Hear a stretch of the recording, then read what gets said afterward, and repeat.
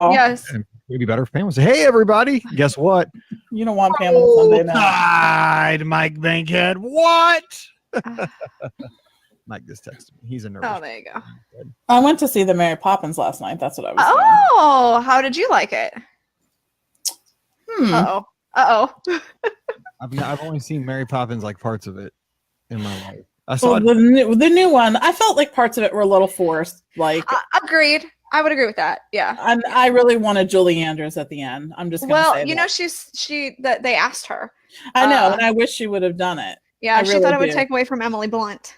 No, but I don't think it would have. I think it would have been a nice like tie. Yeah, I think so too. Yeah. I was wanting about Dabo Sweeney and Nick Saban. We're gonna ignore you now. It is 70 degrees in St. Louis right now. It's beautiful here. It's ridiculous. Like, I want it to be like below zero. I'm going to Florida tomorrow. You know what I'm saying? Like, it's gonna cool down here though. 70 because it won't feel that different. Like, you know, like snow and like below zero, and then get off that plane. You're like, oh yeah, it's 75. It doesn't feel like it does today. I'm so sad that I'm not going to be there for marathon weekend. I have been to every marathon weekend for like years. Yeah. Years. When I go by the TTC. I know. I'm missing it. I'm already missing it. I'm already in the monorail track and say, "There's where my people are supposed to be." Those are my people. Right. I know. And what's sad is I will be in the Orlando area. I have meetings on Wednesday and Thursday, and then I'm moving over to the Big U. Oh, but yeah, I know, it's so crazy. So I'm gonna miss everyone. So picture me in some really funny sign. Yes. I will. Yes. And the one last year really killed it. That said, I need friends who drink more and run in the afternoon. Yes, that did. You best last year were that one and the one that said never trust a fart after 2 miles.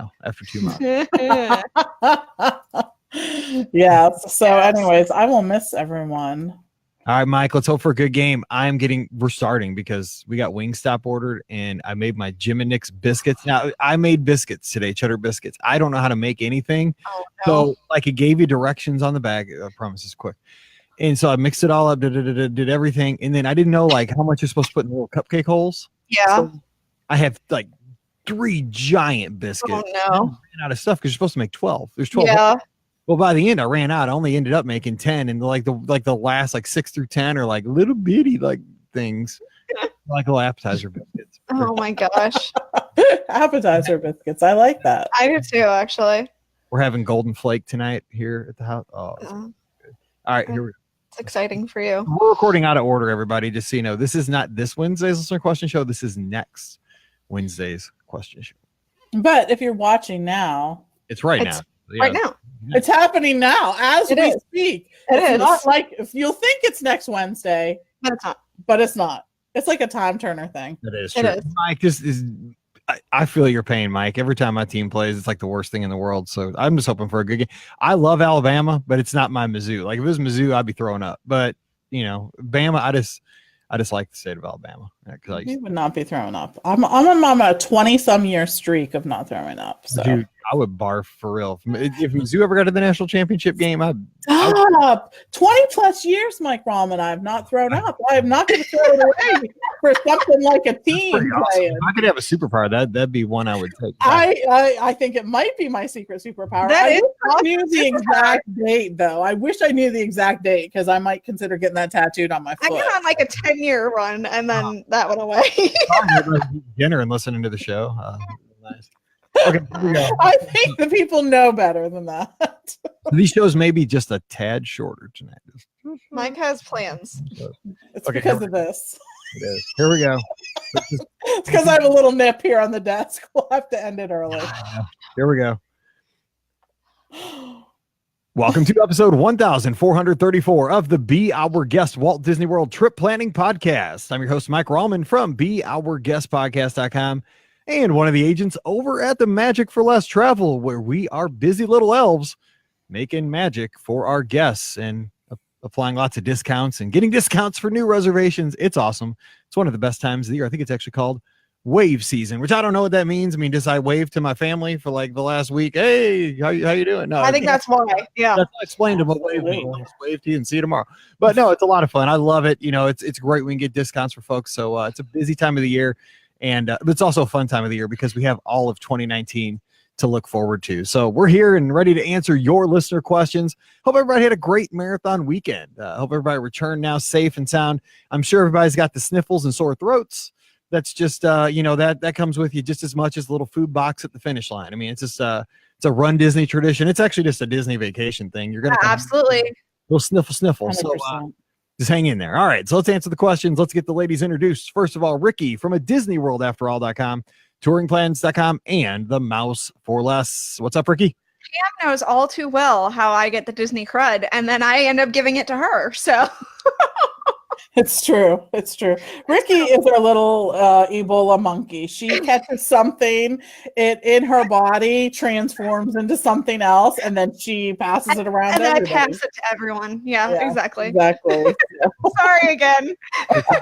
Don't they say it's a small world after all? Yeah, It's true. I do call Orlando the petri dish of the South because I always seem to come back with something. So I was amazed I didn't come back with something after the December trips. But hey, yeah, lucky dog. Right.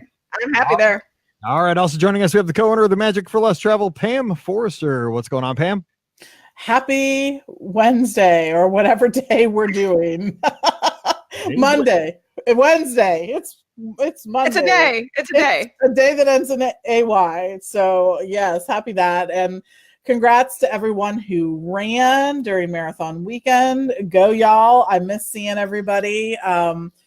And hopefully, have the chance to see y'all again soon. But picture one of my signs where we always make a sign, and I can't believe I'm not making signs right now. It's usually like time to make the signs time a couple days before I'm going to leave. So anyways. Oh, well, hey, we'll pull out your picture from last year over at Beach Club. And okay, good. Yes. Stick me in there, please. I mean, all right, let's get to the questions. Michael's got the first question. He's up in Michigan. He says, "Hey guys, I'm a fan of the podcast and you make my morning commute a little more bearable. I have a quick question that you probably have answered in a prior episode. My family's planning a trip to the world in late summer, and I'm excited because we'll be staying at a different resort than our usual place. We usually stay at Animal Kingdom Lodge. I'm trying to decide between two resorts. What are the pros and cons of the Contemporary Resort versus the Wilderness Lodge? If you had to pick, which one would you choose? Are the travel times to the parks a lot different? My wife's favorite park is Animal Kingdom. I've always wanted to stay at both resorts, but the Contemporary more. However, I have a 4-year-old and a 2-year-old who would probably like Wilderness more. My wife wants to stay at that one as well, but that was the resort she used to stay at when she was a kid. I know this is a good problem to have, but I'd appreciate any advice. Thank you, Mike." Well, I mean, the answer is your wife said she wants to stay at Wilderness Lodge. So go ahead and eat your deal. Happy life, happy wife, or whatever. Happy wife, happy life. Tread lightly on this one. But, Pam, you've stayed at both places many times. So, walk them through that decision because travel time is going to be very similar. They're in the same neighborhood, Absolutely. So I think that the big plus for the Contemporary, as I see it, is it's within walking distance to a park. And there's very few restaurants on Walt Disney World property that can say that. Plus the monorail goes right through the middle, right? So, I mean, that's it. It also has very large rooms. In fact, the standard rooms at the Contemporary are the largest rooms of any deluxe resort on property. So keep that in mind.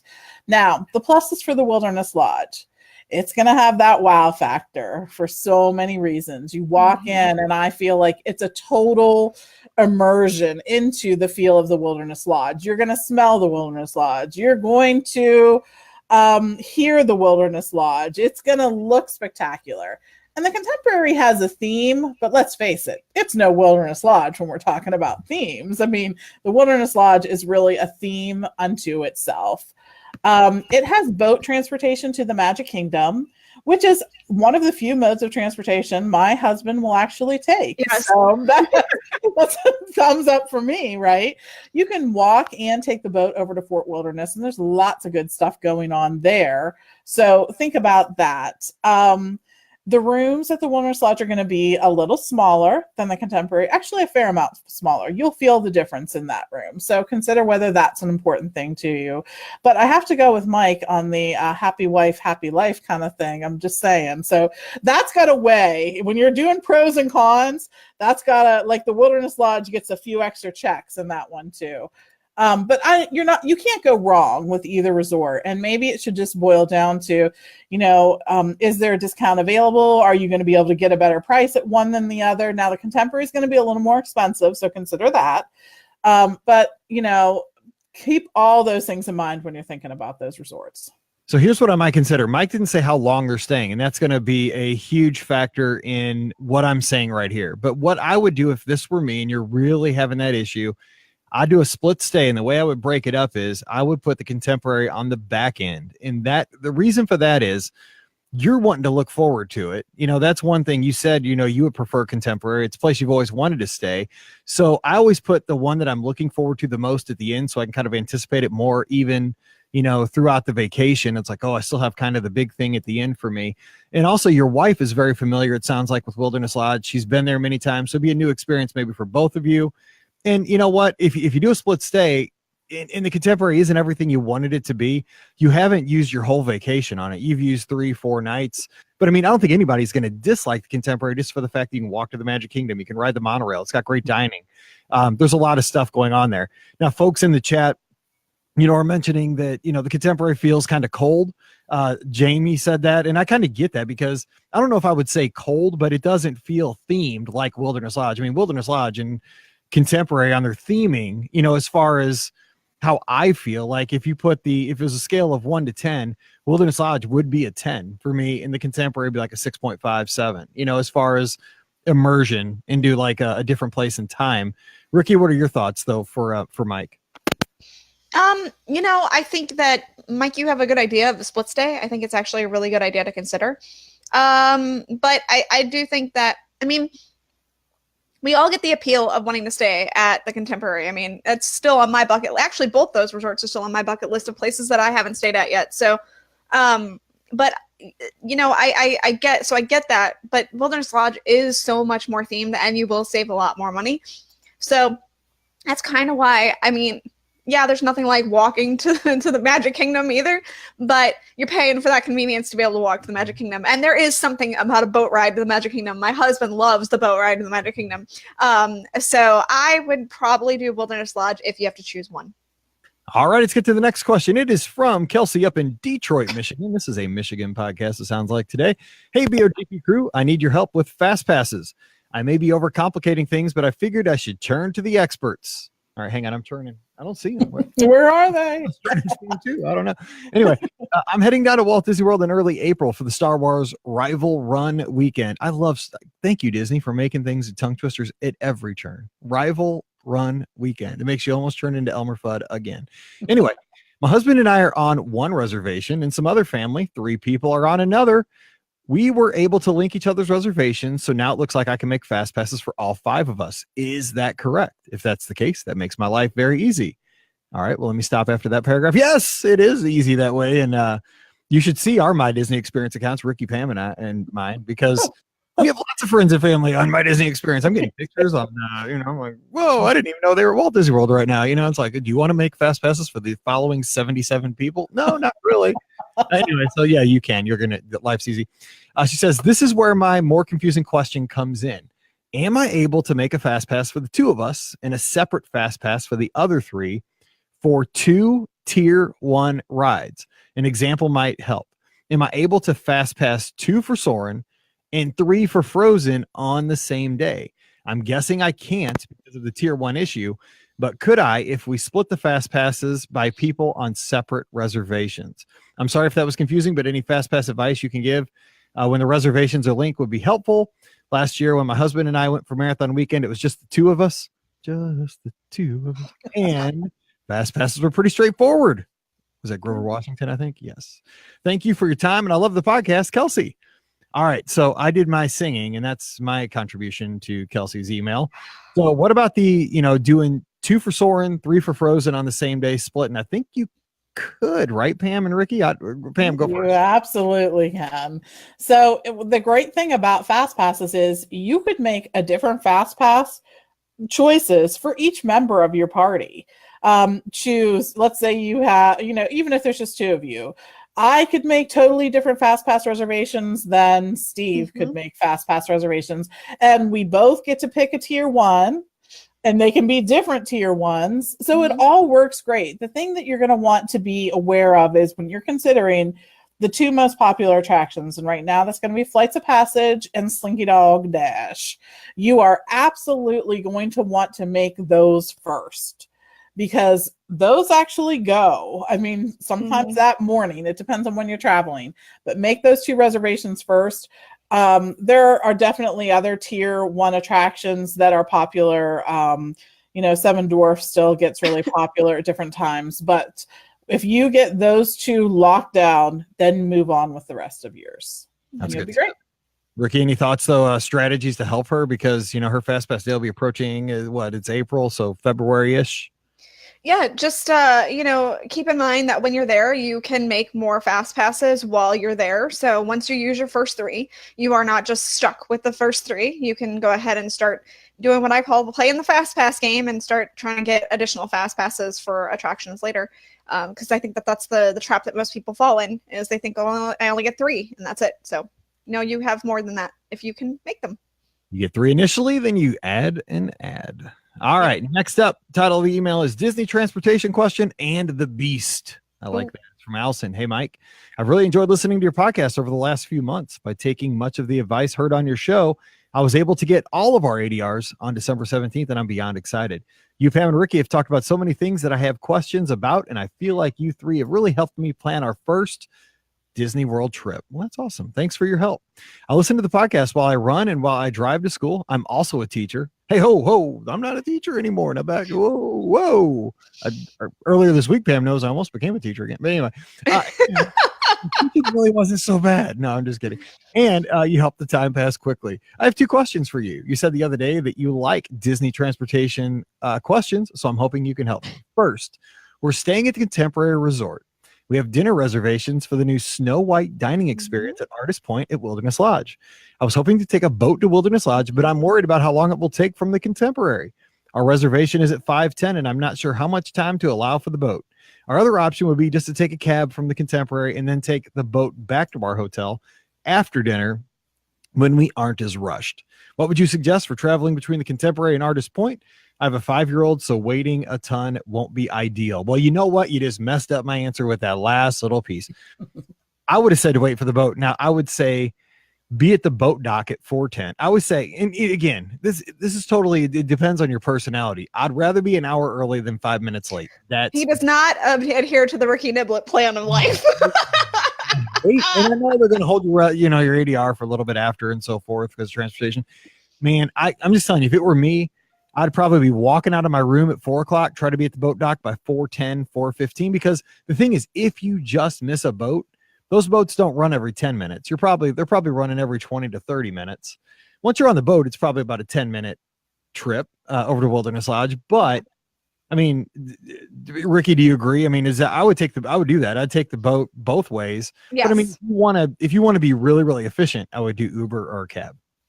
Yeah, I mean, I was thinking that I would take the boat too, but I mean, if you're worried about it and everything like that, then Uber is probably the better way to go. But again, like we just talked about, the boat is such a great mode of transportation, and it really does help kind of set the scene because as you drive up to the Wilderness Lodge, it looks all cool and everything like that. So, I mean, I would probably choose the boat anyway, but that's just me. Then the Uber, if I had the option. So. That's you can see the bear in the Wilderness Lodge when you come in. You can see the bear. Yes, you can. Yeah, gotta find out about that. And she says, last, I was reading Len Testa's Ultimate Guide, and he said that at present, there are no characters that Be Our Guest. I know the Beast was supposed to be there at dinner for a meet and greet experience in a separate room. When I read that in the Ultimate Guide, I was concerned. Did they do away with the Beast altogether, or did he just mean that it's not a typical character meal? Thanks for all your help again. You guys are very enjoyable to listen to. Good luck.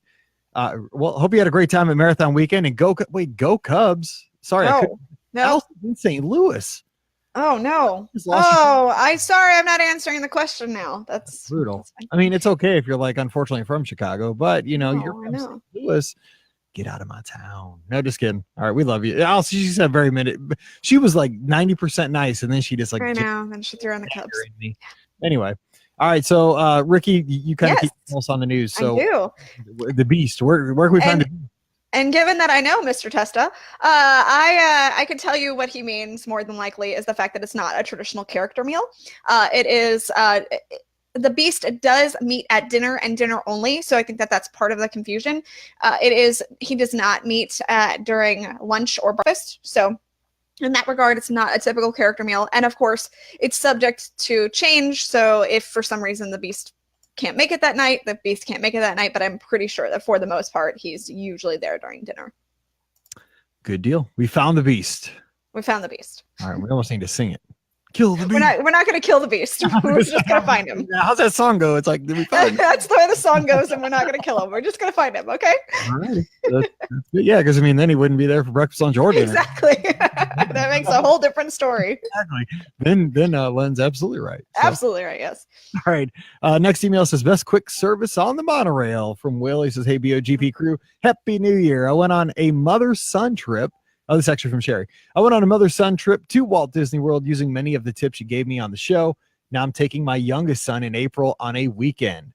Our plane lands at 6:30 p.m. and instead of risking a plane delay and missing a reservation, I thought we'd just do a quick service meal and maybe catch the water parade before bed. Can you all please recommend the best quick service spot at the Contemporary where we're staying, the Polynesian or the Grand Floridian? Thanks so much. Sherry from Dallas. She says, P.S. on my last trip, we did the Hollywood Studios after hours party and the VIP Animal Kingdom tour, and I highly recommend both. The parks were busier than I anticipated them to be for the first week of December, and these allowed us to pack a lot of fun into a short trip.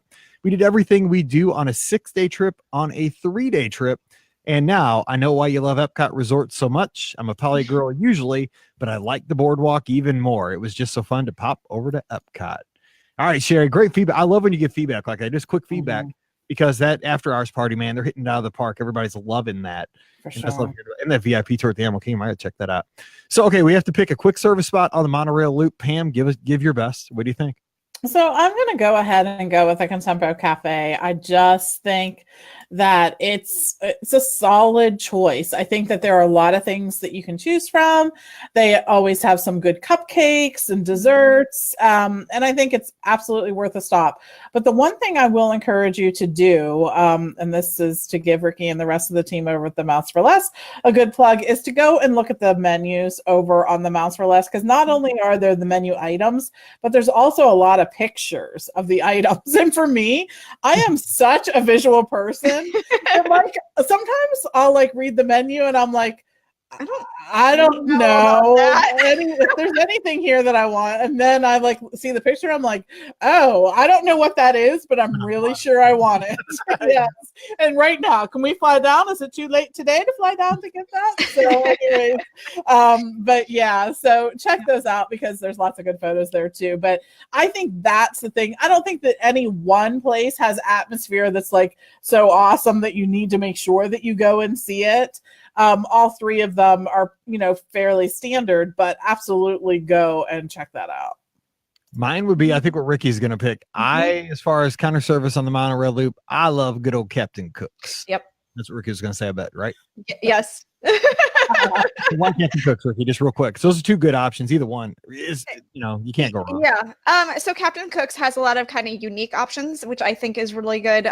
They have their pulled pork nachos, which are hands down my favorite thing, which are so fantastic. They come with a little Polynesian flair. So there's actually a potato chip, like the crunchy kettle-y potato chip, like they're homemade chips. And then they also have wonton chips mixed in there too. Oh my gosh, I could live on those wonton chips. And then it's got pulled pork and pineapple and onions and just the barbecue sauce and just deliciousness all in one plate. And they are definitely shareable because I share them with Brian all the time. So I just feel like they have a lot of unique options there. I wish they had better desserts though. That's my one thing that I wish they had, because Contempo Cafe really kills it with their desserts. I'm not going to lie. But the desserts at Captain Cook's are kind of lacking, which makes me very sad because I'll go in there every once in a while and be like, I just want a snack. I can't find anything. And Eric agrees with us. He was like, whoa, Captain Cook's is the best, but you had to give us a chance there. We had to get there. That's right. We're getting there. All right, let's get to the next question, and it is titled This or That Africa Style. Dear Mike, Pam, and Ricky, my son, Ethan, and I are planning our upcoming trip to the world for the last week of February. We're bringing his grandparents, my parents, along for the ride and want to take them to a special dinner on our Animal Kingdom Day. Our two options are either Sanaa or Tusker House. We've never eaten it at either, but have heard good things from your podcast. Which would you recommend? Convenience and character dining in the park, or better food and a chance to eat like giraffes as you watch the giraffes?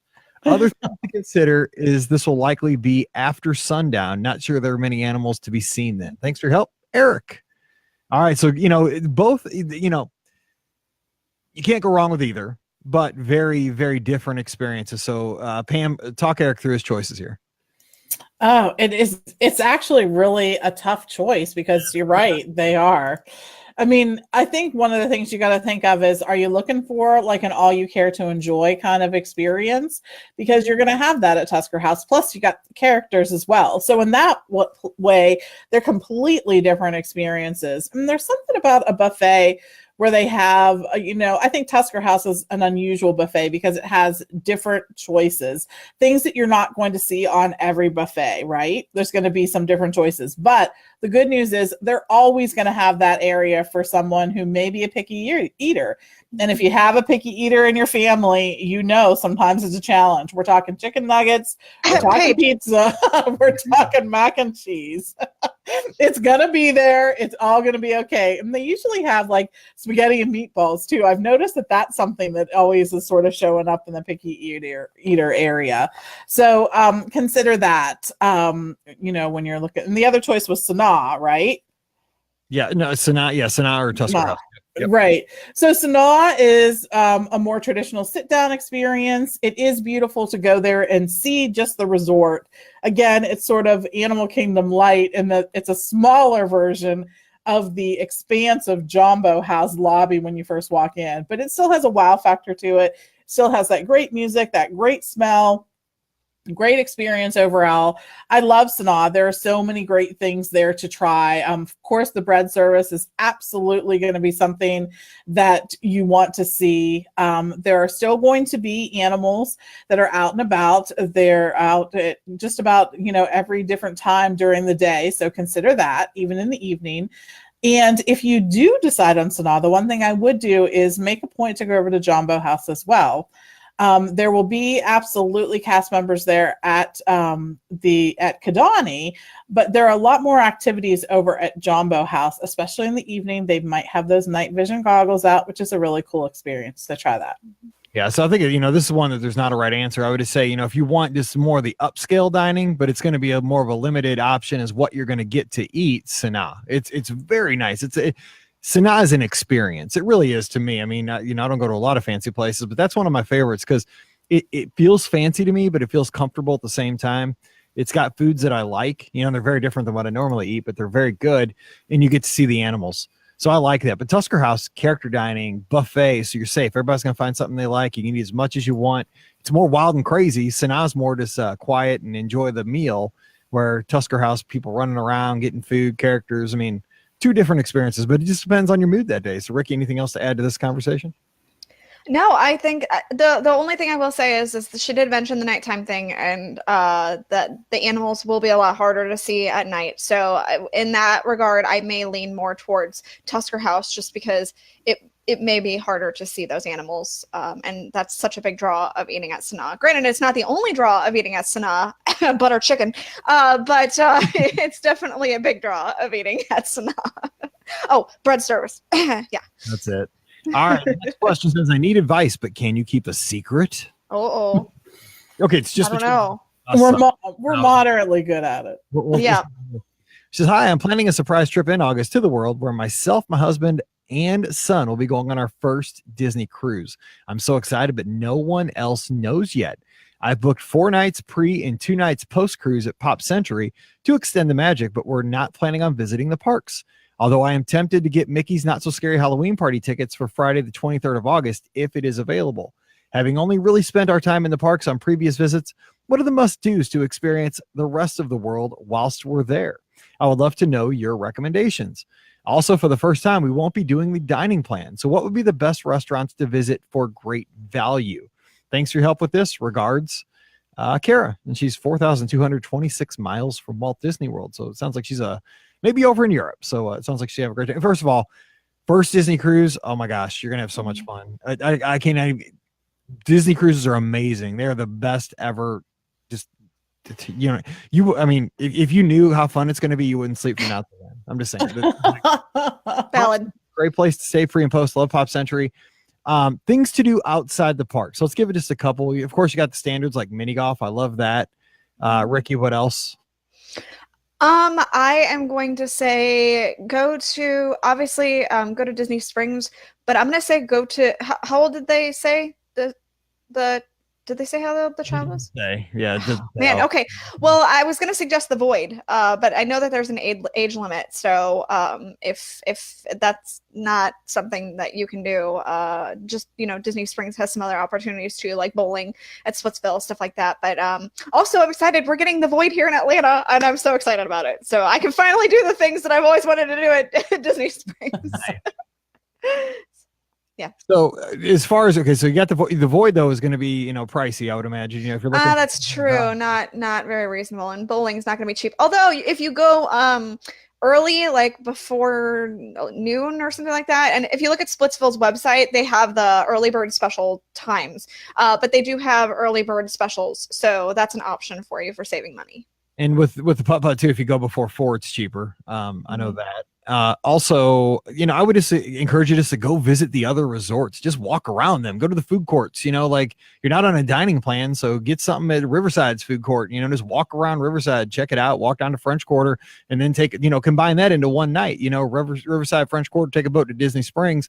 There's a whole day in a night, that's a good time. So Pam, what else outside the parks? That's absolutely what I was going to suggest. I mean, one of the beauties of Walt Disney World is the different resorts that are available. They're all so uniquely themed, from value up to deluxe. And I think seeing them and checking out what might be your future hotel is a really great way to pass the time. They all have some great playground equipment too. Again, we don't quite know the ages of the kids, but if you have some younger ones, need to burn off a little bit of steam, that always works as well. So I would try that. The other thing I'm going to suggest is if you want to see the fireworks, even though you aren't going into the park, try the TTC. It's actually one of the easier places to get to now. The resorts have really been cracking down on visiting. We have challenges, I will say. And if you go ahead and park at the TTC, then you still have a decent view of the fireworks, and it's worth going to see that. So try that for a location. We don't talk about that very much, but it's a good spot. All right. And so she's looking for some value places to eat because they're not on the dining plan, trying to, they're splurging with the cruise. I would say, of course, here's Trails End, just because it's a good value. It's, it's a great buffet. And also because you get to experience Fort Wilderness. Don't just go over for the meal, go over a couple hours before the meal, eat your meal, and then maybe, take a walk around there after the meal, because you're going to be stuffed. You're going to be just like, oh, I ate too much. Other places I'm trying to think outside the parks. At Disney Springs, Deluxe Burger and Blaze Pizza, I was going to say Blaze, and Earl of Sandwich are all moderately priced. So you can absolutely consider some of those. Yep. Those are exactly what I was going to say. And Eric says, go see Yeehaw Bob at Riverside. Again, there you go. Just get a drink or, what have you. All right, let's get to the last question of the day. It's Disney After Hours at the Magic Kingdom. And Katie says, Katie's in Michigan too. Everybody's in Michigan today. What's up? Scott, where are you? I mean, Scott's in Michigan, so I don't know where he's at. He was at your house not too long ago. Right. He might be here. Hey, Scott. Yeah, what's up, Scott? Anyway, Katie says, hey, gang, my husband and I are headed to Walt Disney World in February for a short trip before heading to the beach. We've decided to do the Disney After Hours at the Magic Kingdom. Since it'll just be 2 adults, we figured we could see most of the park in the 5 hours we have.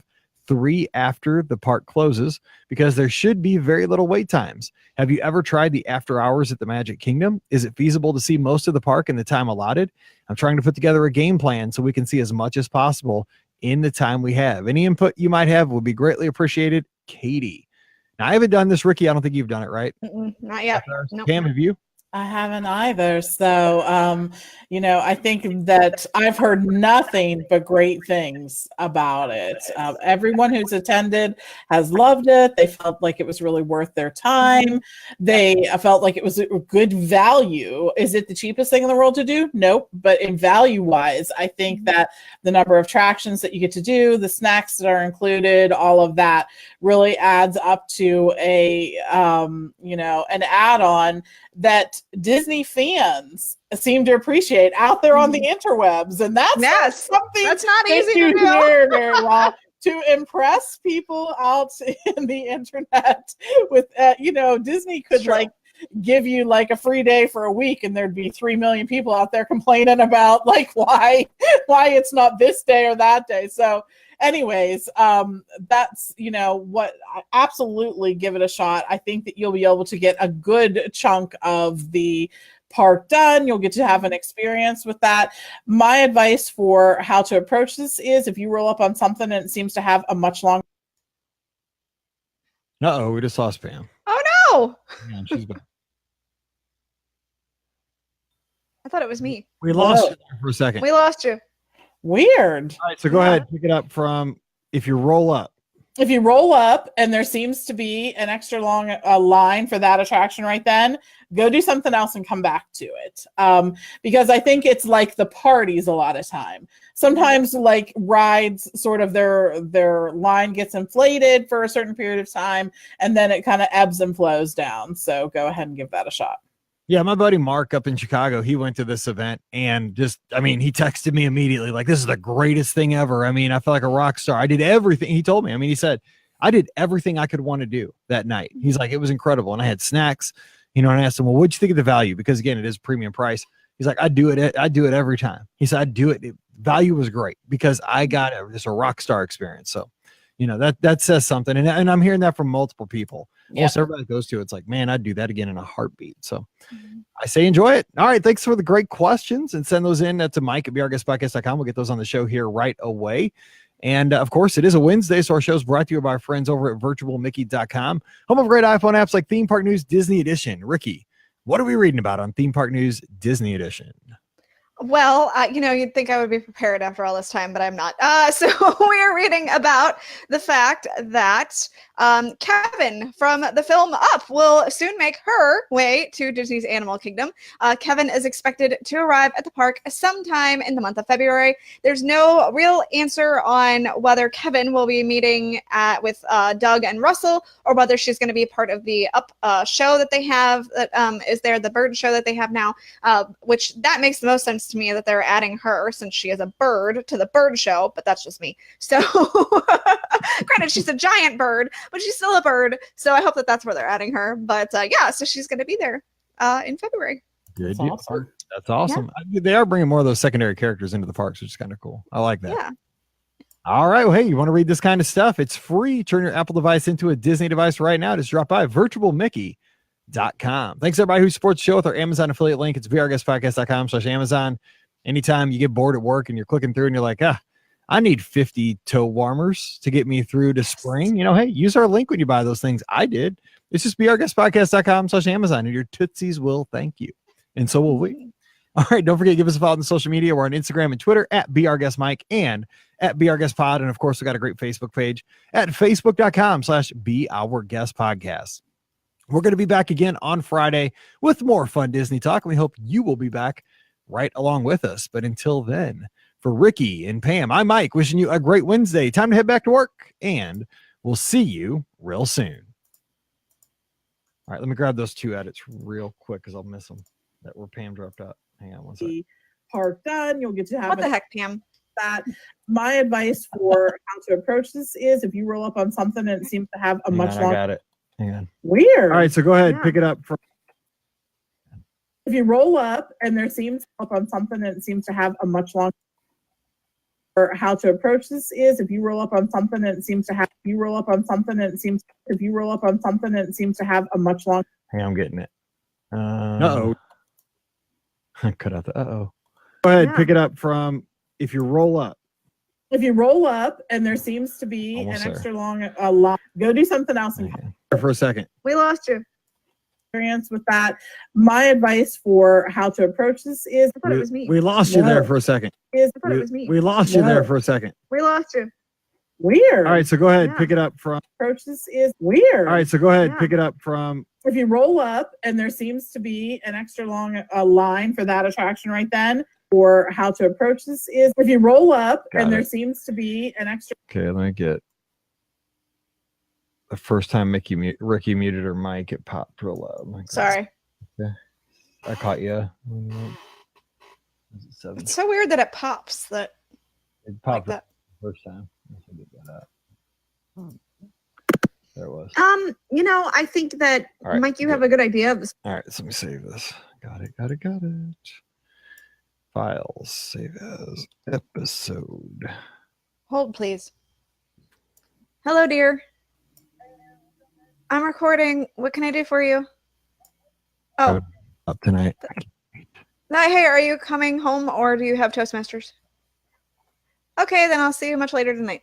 Oh, Bye. tell him I want to Like- learn a new toast.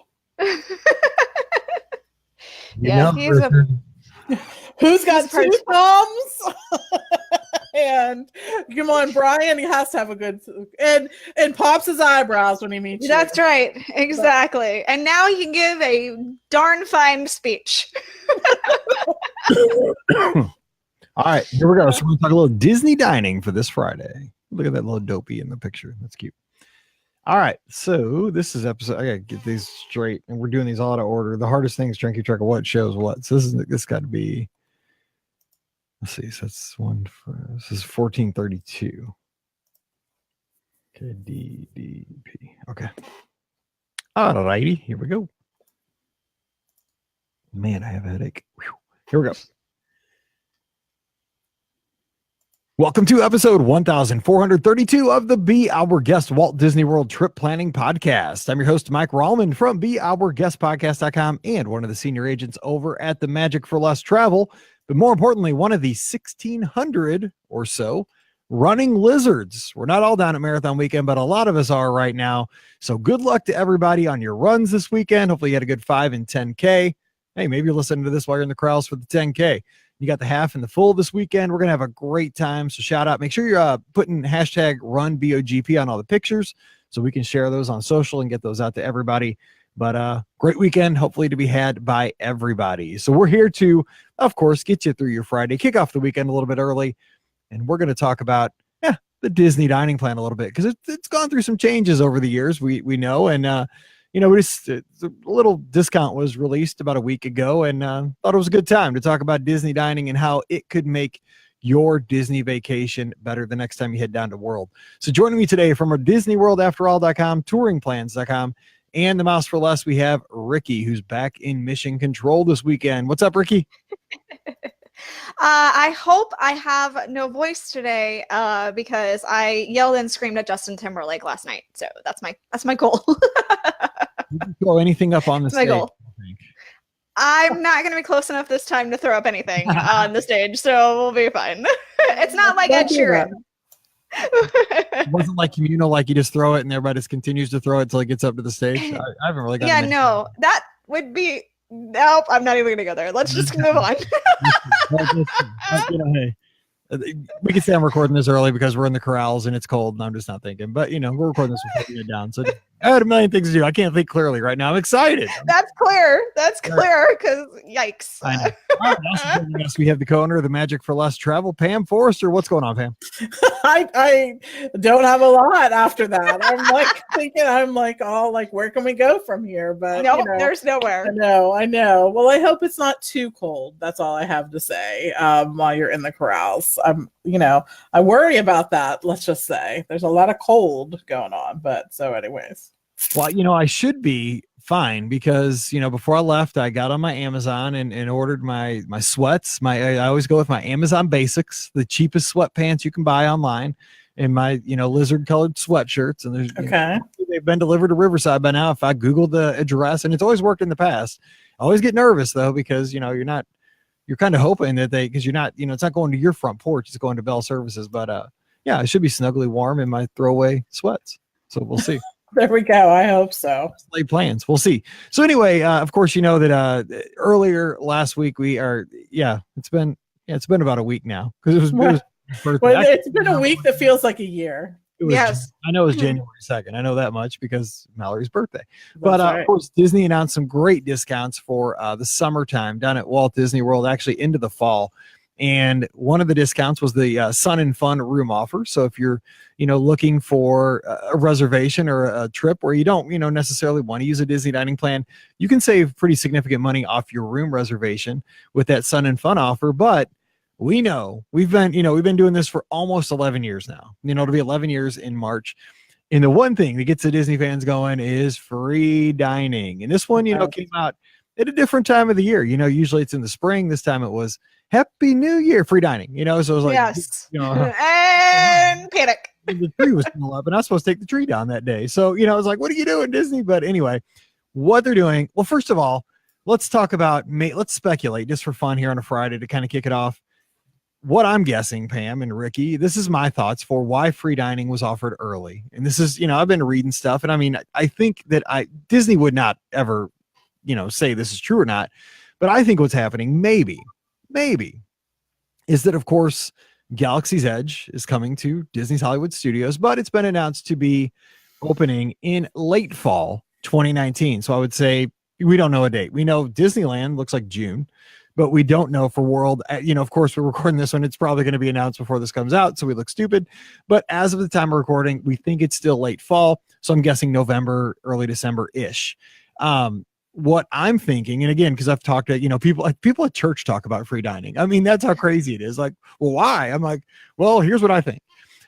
Maybe the bookings were down a little bit for like that period right before late fall, because people might be saying, well, I might want to, there was a Jim Hill there almost. Well, I might want to wait till Galaxy's Edge opens. So maybe I don't want to go in September. Maybe I want to go in early December, hedge my bets and try to get, a little bit more out of my vacation.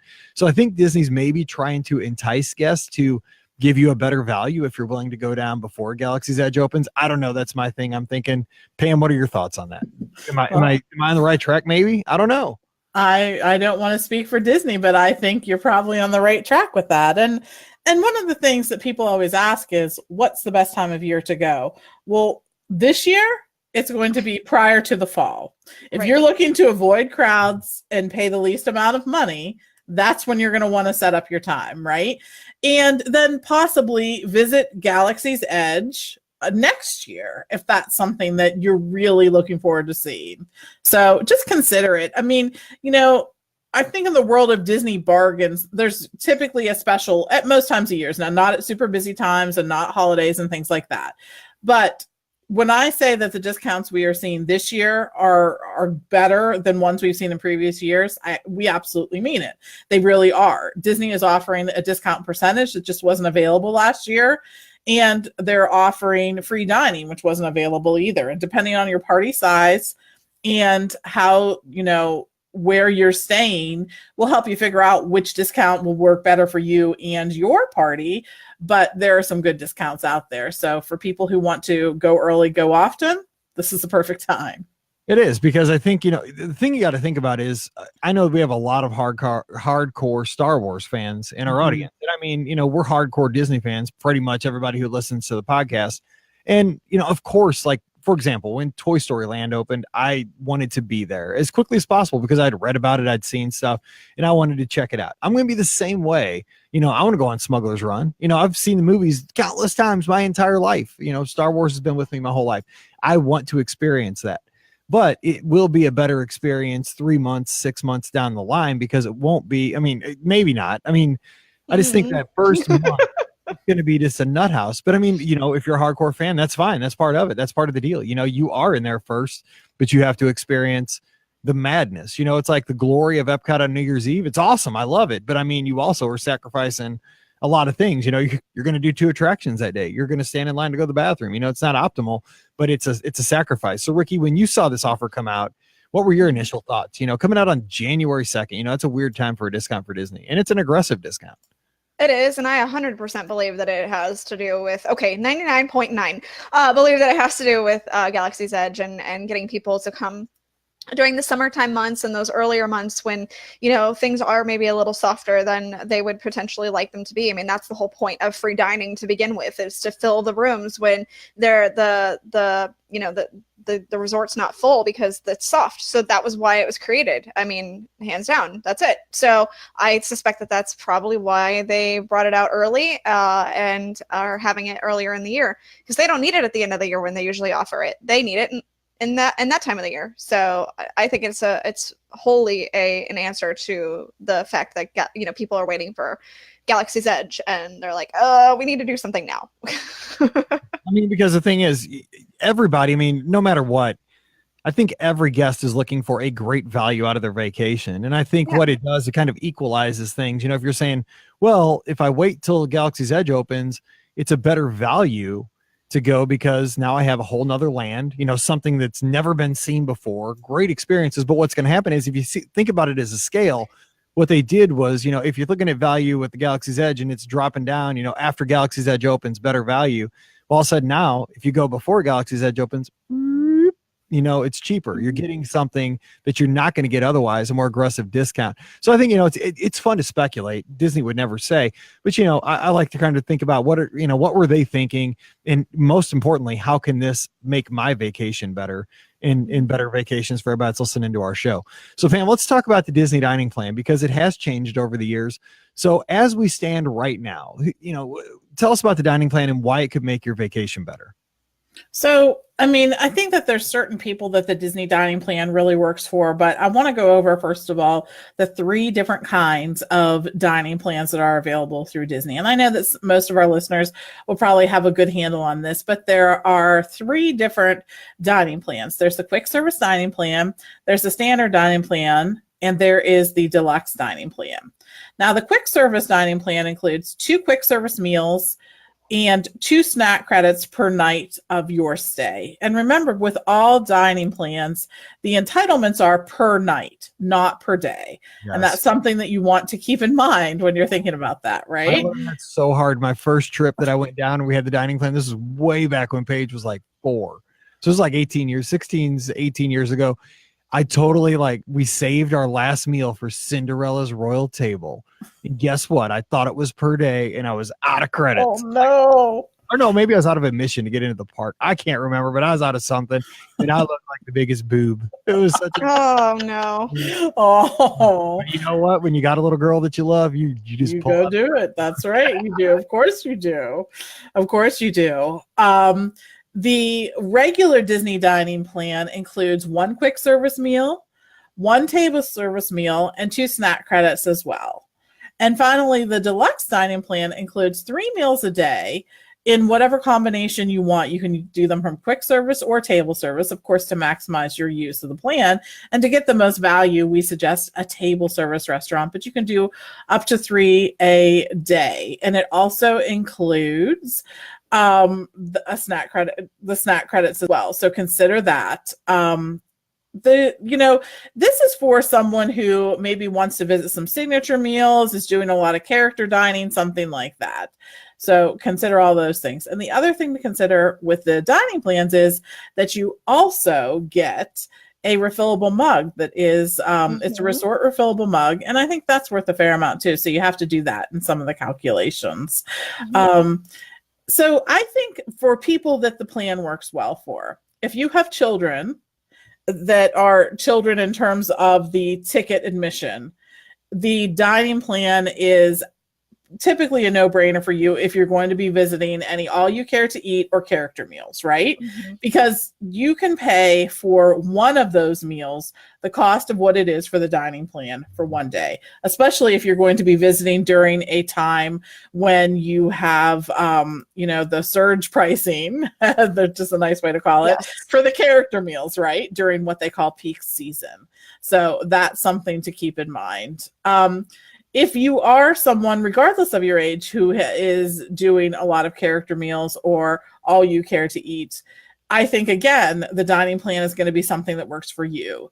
The price of those meals is high. And when you're looking at the cost of the dining plan, then that's rolled in. And that's something to consider. The thing that they did for recently with the dining plan is something that we still get guests who don't know about. It is now with Disney Dining Plan, both your quick service meal and your table service meal include specialty drinks. Now, specialty drinks could be something like a really cool milkshake someplace, or it could be a drink, an alcoholic drink, which this is something that occurs at both the quick service locations and the table service locations. Mm-hmm. And I just want to tell you my favorite location to get a quick service meal with a drink. And it is in Epcot at the quick service location there, because they have a Patron margarita that's over $15 that is included on the dining plan. Is that at the Mexico Pavilion? Yes. Oh my gosh. That Patron margarita is included as one of the new locations. But you know as well as I do that, you know, when you're looking at the price of the dining plan, if your drink went from a $3 soda to a $14 glass of wine, it's a little different. That's a big value difference, right? And for kids too, they get some specialty drinks. And let me tell you, we absolutely have seen the table service restaurants and the quick service restaurants come out with a lot more specialty drinks that are non-alcoholic too. So there's usually something for kids to choose from in that location too. So that's something that you really want to look at. I think the other thing that has made the dining plan more flexible is they now don't include a dessert with a quick service meal, and instead they gave you another snack. So if you wanted to use that snack to get a dessert, you can. But for those who were saying, hey, it's too many desserts, then you can use that snack credit for something else. And we typically use them for some kind of breakfast meal or something like that. We kind of throw them together. So what kind of person saying that too many desserts at Walt Disney World? Are you kidding me? Come on. Are you kidding? That's why I go. I know, but what's funny is I know that there's a lot of people who are like, the deluxe planning is the deluxe dining plan is a lot of food, and you're absolutely right, it is. But there are absolutely people who benefit from the deluxe dining plan. We have people come to us and they'll say, we want the deluxe dining plan, and we have the conversation with them. Are you sure this is what you want? What meals are you going to eat it? They lay out their meals and we're like, you know what? You just saved a ton of money by using the deluxe dining plan. So I think the thing is, there's often this conception of this doesn't work for anyone, this works for everyone. And I don't think a Disney vacation is like that. What if one of the things that you like to do on vacation is eat at good signature restaurants? That's something that you need to consider. If you're someone who's go on the go all the time, maybe you want to consider the quick service plan because it's going to work for you. You're going to be grabbing quick service in between the attractions that you do. Maybe the standard dining plan is perfect for you because, like me, at some point during the day, I want to sit down. I want someone to bring me food, and I just need the moment to sort of decompress from whatever. It becomes a lot of stimulation. I don't want one more person to be near me or touching me or whatever. And like, I'm tired of being in line for something.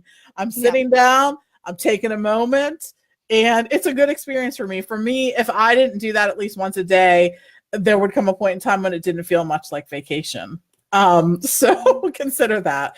But yeah, there's lots of different ways to use the snack credits, and I'll let Ricky talk about that because I know that she has some good ways of doing that. But I think that that's a cool thing about the dining plan that people don't talk about often enough. Those snack credits can be invaluable for making a lighter meal. Yeah, and real quick before we get to Ricky, I just want to address, Teresa Rose in our live chat as we record says, does the free dining package rate include dining plan, hotel room, and park tickets with Park Hopper? Is it a 4-day minimum? So where it stands for this offer right now is you got to have at least a 4-day Magic Your Way Park Hopper included as part of the package. That is your hotel and your dining. And as the offer stands, of course, it has changed a little bit over the past, 5 years or so. If you stay at a value or a moderate resort, you're getting the free quick service dining plan. And if you're staying at a deluxe or a deluxe villa, you're getting the standard dining plan included with the package price. Now, what I will say is that, to me, table service dining is something that, especially if I'm there with my family, you know what, I'm there right now. And I am not against going to San Angelo Inn and getting a table for one and just have it because I love that place. Or like going to Beer Garden. I probably will because it's a good value and I like the atmosphere. I like the food. I'm not against going and eating by myself. So here's the thing.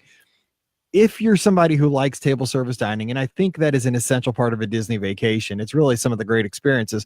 If you stay at a value or a moderate, consider, even though you're getting that free quick service plan, it's not much more just to upgrade to the standard plan. You get all those table service meals included. So, one of those things, don't just say, oh, well, I'd like to get a package with that quick service. Look at the price to go up to a table service because you're getting good value out of that. Increase in price, but you're still getting a good value. It's a good way to get that without having to pay for a full standard Disney dining plan. So it's just something to think about. I agree. That's the best upgrade you can ever make.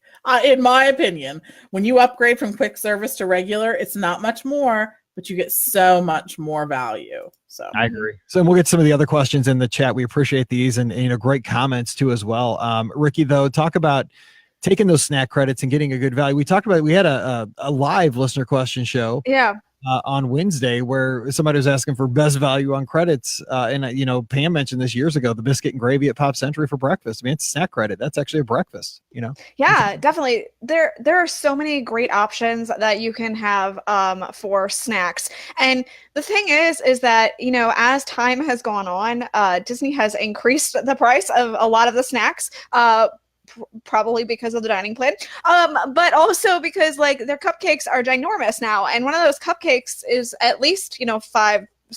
So if you stock up on cupcakes, you're good to go. Sure. That is a meal in itself, let me tell you right there. So but there are definitely some snacks that you can have that are considered more meal type snacks. The one that I'm going to say, and it's over at Sleepy Hollow at the Magic Kingdom, and there's two different options for you. There's the Nutella waffle, which has all the fresh fruits in there. Now that's a great breakfast. I can split that, or I can eat it the whole thing myself if I'm really feeling fancy. But I would probably split it and have that for breakfast. And then there's the sweet and the sour, or it's the chicken waffle sandwich that they have, which is also a delicious option too. And so there's that. There's at the France Pavilion, I know that they offer soups. I think those are still part of the Disney dining plan. I would assume that they are, but they also have some kind of sandwich options that are just simple sandwiches that are considered to be part of the snack option for the Disney dining plan. And if you are curious, by the way, just so you know, when looking at the menu boards at Walt Disney World, anything with that purple and white DDP symbol next to it is going to be a Disney dining plan option, snack credit option for you. So if you ever see that you're good on having a snack there. So just keep that in mind. Another really interesting thing that you can get at the Magic Kingdom is they have at Liberty Square Market, which is this little bitty shack in the middle of Liberty Square, right? They offer a lot of times baked potatoes or corn on the cob or something like that, which can be kind of, serve as a nice little small lunch or something like that. If you get, both of those, you're good there too. And then, we mentioned on the podcast Wednesday, but you also have the chicken fried rice, or I don't know if it's chicken fried rice, but it's fried rice.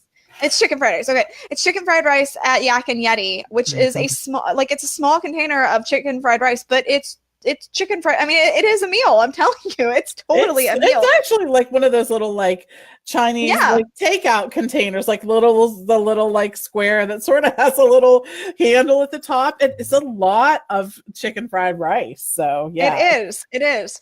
And then, things like not maybe meals, but really good values for the Disney dining plan are things like the giant cookie sandwich with the ice cream in between. And I'm not talking about the Mickey, shaped one. I'm talking about the one where they use two gigantic chocolate chip cookies. I am killing those this weekend. They better stop. Yes. And then they have 50 scoops of ice cream on the inside. Those are totally great snacks. You can share those. I would absolutely suggest sharing those. Oh, also another option for maybe a breakfast, is over at France Pavilion is the crepes that they have there. That would be a really great breakfast option too. So really, there's just tons and tons and tons of great choices. And like I said, just look for that Disney dining plan little square, and that will tell you what is a snack credit on the Disney dining plan. Right. That's great. And the other thing that we have, and we have this noted, there's a whole sort of section over there on the Mouse for Less. But if you were visiting during one of Epcot's 8 gabillion festivals where there's a little food booth, the dining plan credits, boom, your snack credits are good for just about everything, not alcoholic drinks, but just about everything at those food booths. And those can be $9 or $10. They can be. Anything that's listed that's a food item or listed as a non-alcoholic beverage is available for the Disney dining plan. Nice. And I know, right? A couple of, Tina in the chat saying she likes the pulled pork mac and cheese over at the Animal Kingdom Smiling Crocodile for her snack credit. Yes. Good call. I mean, that's something that's going to sustain. Good call. Really good. So when I read the comment, I was worried that her snack was a crocodile. I'm like, I don't think you're supposed to be snacking on the animals, but I mean, whatever. On crocodile. Hey, you do what Mallory says. You do you. Whatever. None of that. Give me your phone. And that's what you think. You got a phone for Santa? I'm like, give me the phone. I love that. Great. Anyway, so a couple of things I want to talk about before we get out of here. Is that with the dining plan, of course, you have your 3 options. You got your quick service, your standard or plus, and you have your deluxe dining. And I think a lot of people like me, myself, initially always just get rid of deluxe, because I've always heard too much food. But Pam, I think this is something that needs to be considered if especially you want to go to signature dining locations throughout your trip, because that makes it not too much food because you're using the double credits for places like a Jico or a Cinderella's Royal Table, various places around the Walt Disney or Le Cellier. And I think, say you're going down for an anniversary honeymoon, the deluxe plan maybe is just the right amount of food, but it's very upscale dining options throughout the trip. Right, Pam? I think that's the way to use the deluxe plans for many people. That's how they get their value from it, is that they're visiting signature locations or things like that. But the other thing that you want to consider when thinking about the deluxe dining plan is when you eat at a table service restaurant, it includes an appetizer, entree, dessert, and beverage. That is part of Disney's deluxe dining plan. So if, again, Mike, to what you were saying, if you are someone who's going there and is looking for that kind of dining experience, that is something that you want to consider. And I think one of the ways that we've seen guests really use this plan is, say they're going for a week, they do like the first 3 nights on the deluxe dining plan, and then they split their stay and just do like the regular dining. Like, let's say if they're going to 2 different resorts, they go to a different resort, get a different dining plan, and from that's a way to consider using it. And let's say they're going to be signature restaurant heavy at the beginning, or at whatever part of the trip they have the deluxe dining plan. That's something to consider too. The ticket changes make that a little bit more difficult nowadays. They do, but you could just what I would do is get a 10-day ticket with the first one, or an 8-day ticket with the first one, and then go from there. Expensive, it's like buying exactly. Attention. Yeah, and another thing I wanted to mention too is I listen to tons of podcasts. I was listening to Jim Hill and Len Testa talk about reader surveys from the Unofficial Guide restaurants, especially they were talking about Be Our Guests and how it's kind of peaked and now it's kind of going back down as far as their surveys, folks, giving their feedback on the restaurant. But one interesting thing that they talked about on the show was that they said, looking at the raw data, was that when you look at folks that were on the Disney dining plan, they seem to always have almost to a fault. Every restaurant around, when they got a survey, was that they rated them higher when they were on the Disney dining plan because, and I'm this way. Okay, so here's how I look at the Disney dining plan too: free dining, or if I'm paying for the plan, whatever. What I love about a Disney cruise or a cruise experience is the all-inclusiveness. When I get on the ship and I know that I'm going to Animator's Palette one night and I'm going to Enchanted Garden and I'm going, here, there, and everywhere to restaurants. On a cruise, I'm not so focused on pricing. I'm like, well, I'm kind of in the mood for a steak tonight, or maybe I want to try some seafood. But you know what? If I'm not on a plan, and this is just because I'm tight, I know my personality, that if I go and I'm not on a dining plan, I'll look and I'll say, man, I'd like to get that steak, but I could save $7 if I go with the chicken. And you know what? I'm going to go with the chicken. And it's like kind of regret it, but then I'm like, well, I saved $7, and get a snack later. One of those things with the Disney dining plan, I think for a lot of folks, is that it turns it into that all-inclusive type vacation where maybe it's $5 or $10 either way, you know, 10, $20 either way. But I mean, if you take that stress out of your vacation because you've taken care of your dining 6 months in advance, or, you know, at your final payment, you know, no longer have to worry about your dining costs. I don't know, Ricky, how do you think about that? You know, because I think there's something to be said for the piece of just you're going in and you're just going to eat what you want. You don't have to worry about pricing. Yeah, there's definitely something to be said about that. You know, the just having the peace of mind. I mean, I think that that's the main reason why people do consider the Disney dining plan, is just to have that peace of mind of knowing, hey, I don't have to worry. I don't have to think. I can just get what I want. So I think that there's definitely some value in having that peace of mind, which, you know, you may not have the value altogether in the end. You know, you may not save as much money as you thought maybe you were going to, or, you know, it's not a cost savings measure all the time. Let's put it that way. There is the ability to save money on the Disney dining plan, depending on what you do. And I kind of tend to be the opposite. And I will always go for the most expensive item on the menu, kind of whether I want it or not. Yet usually it's a very steak heavy option for me when I am on the Disney dining plan, because I'm like, I'm on the dining plan. Let's give me all the steak. So, you know, in that regard, maybe it is kind of a hindrance for someone like me, who's like, I got to get the value out of this because I'm on the Disney dining plan. I gotta make my money back here. So, you know, for me, I kind of take it the opposite direction in a weird way. But, you know, for someone who's not like me, who can kind of just go blindly in there and not care and be like, okay, what's the price of this? You know, they don't care about it. They just pick, you know, they just pick what they want. They actually pick what they want instead of, well, this one's $37 versus, you know, 25. And you know, I think too, you know, why do we go to Walt Disney World? For most of us that are big Disney fans, it's the escape. You know, it's getting out of reality. You know what? When I go to Texas Roadhouse and I go to Los Fuentes, I mean, I get the same things every time, so I know what they cost. Yeah, you get chicken critters because they're. I do. You know, the steak's about the same amount of money, by the way. I know, but they're so good. And you know what? Just a pro tip, because my waiter told me this about a month ago. Ask for them dipped in barbecue sauce, like, or what's it called? Like, not dipped, but they glaze them like in barbecue sauce, and you dip them in honey mustard. So good. But anyway, back to what we're talking about. What I would say though is, for the dining plan, we go to Walt Disney World to escape reality. You know, to escape the mundane day to day. And Pam, don't you agree that, you know, by having a dining plan, it's kind of like, it's different. You know, you're just walking in, you get to buy what you want. You know, it's already taken care of. I like that. It's more vacation for me.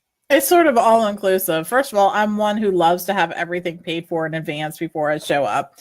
And I do that even today. If I am not having a dining plan, I have enough Disney gift cards in my pocket that that are gonna cover what I'm gonna eat and drink over the time that I'm there.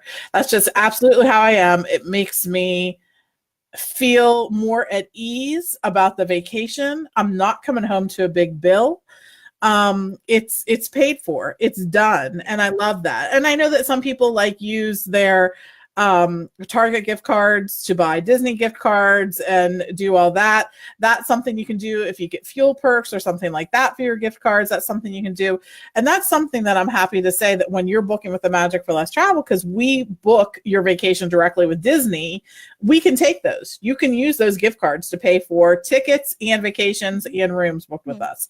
So I just want to point that out. That's not always the case, but our vacations are booked directly through there. But that's one of the aspects of vacation that I find to be less stressful, is I show up with my bill paid. I'm not thinking about it. I'm not going to think about it during my vacation. I'm going to do what I want to do. And I like that. I think that's what vacation is. Yeah, because I think the most stressed people we always see at Walt Disney World or on any Disney vacation is like that family that's like, you know, that they declare in the hub at the Magic Kingdom, you know, we paid $7,328.12 for this vacation. You know, dang it, we're going to make it worth it. You know, I think the thing is, yes, we all get it. You know, Disney vacations are not cheap. You know, they are something that we save for, we sacrifice for. And when we get there, I don't think you want to try to, you know, like win the system. You know, it's not a game. You know, I mean, of course, we don't want to lose money on any of our trips. It's fun to kind of come out ahead. But I think if you're trying to come out ahead at every single corner, like, you know, like if Ricky's going to overdose on steak, I mean, steak? I'm going to get the meat sweats. Trust me, I'm getting the meat sweats. There's no ifs, ands, or buts about it. But man, I had another steak for 5 days in a row. Oh, that's exactly what we did when we were on free dining all the time. Is literally Brian was so full of steak by the time we were done with it that he said, I can't eat another steak. I think you want to have a great vacation. And, you know, with this free dining offer that's out there right now, my best advice would be just to explore it. You know, sometimes if you're looking at, for example, you got to think outside the box and consider options. So say you're going out for an anniversary or honeymoon, some kind of a special trip, and you typically say at Coronado Springs. I love Coronado. But the thing is, maybe it's worth it to upgrade to Animal Kingdom Lodge, go from a quick service dining plan to a standard dining plan. And then, while you're at Animal Kingdom Lodge, if it's going to be a very special trip, instead of getting the standard dining plan, now you're staying at a nice deluxe hotel, one of the lower cost deluxe hotels, but you're also getting, maybe you want to upgrade to the deluxe plan by just paying the difference between standard and deluxe and, go and, have some nice meals with your significant other. You got to consider options, Pam, right? I mean, I think with the free dining, a lot of folks say, well, it's quick service here, it's standard here, but it's not. There's a lot of flexibility still in these packages. I agree, and that's the thing that you can always take into consideration is that we, even if you're staying at the value, you can upgrade to the regular dining plan if you want. The dining plan is more flexible than it has been in the past. And I think that that's something that Disney has worked hard to sort of add a little bit more flexibility into it. So, but you have to do the research to help you, guide you to what is the right choice for you. Everyone vacations differently. There's no right or wrong answer to that. And I say, if the dining plan works for you, awesome. If it doesn't, that's great too. Just, you have to do that to make sure that it is something that works. Totally agree. All right. So we hope you enjoyed today's, this discussion about the Disney dining plan, because it's something you got to think about like once a year. Maybe it works, maybe it doesn't, but you want to consider all options, because sometimes it's a good value and it's peace of mind. And we just want you to have a great trip, either way. You just have options, and the more knowledge you have, the better off you are. So hope you enjoyed today's show. And of course, we'll be back on Monday with another Trip Report show. But until then, don't forget that today's show brought to you by the Magic for Less Travel. So if you want to check out all the great specials, what I would just encourage you to do this weekend while you have some time, if you're not running 48.6 miles, hey, the corrals, you have 7 hours before the races start when they throw in a corral. You know what? You could read the whole Mouse for Less from the last 20 years before they let you. Just wait till you get hypothermia. I'm not kidding. But, hey, just drop by the magicforless.com. Just check out the specials. There's a specials page. You know what? Fill out a quote form. Look at some dates for the summer, early fall, and just consider options, because when you get those numbers, think about it, and, it may work for you, it may not. But again, it's a good time to go, because Disney wants to fill those rooms, and they're going to, they're aggressively discounting. So, hey, take advantage of that while you can. So again, drop by the magicforless.com, all the specials there, and check it out. Don't forget, we have our Amazon affiliate link. It's beourguestpodcast.com/Amazon. Please, as you do your online shopping, use that link. We appreciate that so much. And give us a follow. This weekend is the weekend to follow on social media. I'm down there tweeting like a crazy person, because I'm down there solo. So check me out at Be Our Guest Mike on Twitter and Instagram. Of course, Be Our Guest Pod as well. And we've got a great Facebook page at facebook.com/Be Our Guest Podcast. All right, time to get out of here and let everybody get on with your runs. If you're a lizard down at Walt Disney World for Marathon Weekend, if you're just home and having a little break from work, enjoy that. And if you're working this weekend, hey, enjoy that as well. Make the best out of a great situation. So for Pam and Ricky, I'm Mike, wishing you a great weekend. Whatever you do, stay safe, and we'll see you real soon. Good deal. Would you have to miss the fireworks at Magic Kingdom to make a 9 o'clock reservation in Arcoussis? What do you think? It depends on when the fireworks are that day. Yeah. And probably they're at 9. I mean, they could be at 10, or they could be at 9:30. So can you see the fireworks from Narcoossee's? You can, but you won't be able to see like the projection. But yeah. So that's an option. All right. Well, I'm out of here. So next week when I get back, I'm coming in Monday night. So Tuesday I'll be swamped. The Wednesday show's done. But at some point we'll have to do something for that Friday show. Like even if maybe Pam and I could do like a quick during the day or something. All good. Okay. Well, that's fine. I will be tweeting up a storm. So all right. Good luck. All right. Bye. Have fun. All right, see you guys. See you. Right, bye. Bye. Bye.